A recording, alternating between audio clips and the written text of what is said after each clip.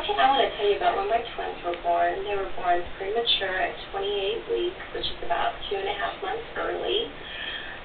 When they were born, they were 2 pounds 2 ounces and 2 pounds 3 ounces, which is very, very tiny.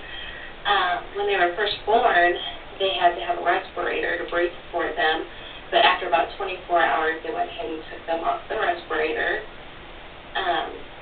They did have oxygen after that, so that was just kind of to help along breathing, but they didn't really have to have anything to breathe for them.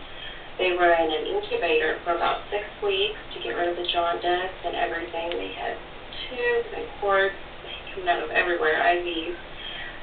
They ended up staying in the hospital for about 2.5 months, which is when they would have been born. They came home at about 5 pounds, and they just had to do that because they had feeding tubes because they weren't strong enough to eat and didn't really have the sucking motion down and stuff. So they ended up coming home at about 5 pounds. When they came home on apnea monitors, which is a monitor that tells you if they stop breathing or maybe if they're choking when they're eating.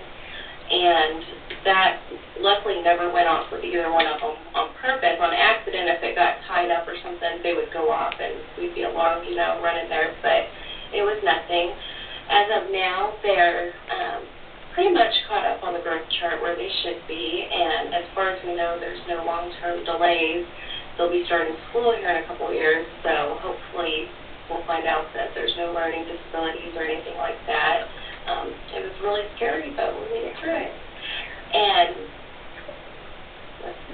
I was 20 years old when I had them, 21 years old, when I had them when they were born.